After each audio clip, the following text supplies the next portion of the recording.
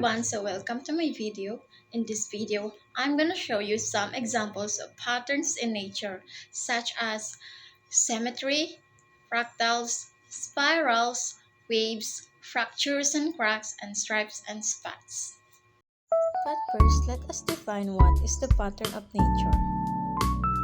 Patterns of nature are repeating shapes and designs in the natural world like tree branches, rivers, and snowflakes, often following mud rules like Fibonacci, helping nature grow efficiently. Symmetry. Symmetry refers to the balanced and harmonious arrangement of shapes or patterns like the reflection of butterfly wings or the symmetrical flower.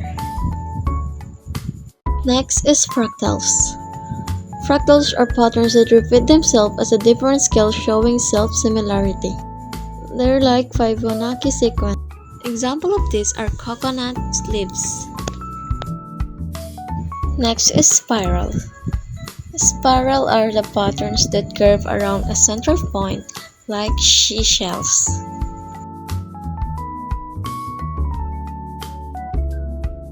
Next is waves. Waves, repeating patterns of energy like water sound.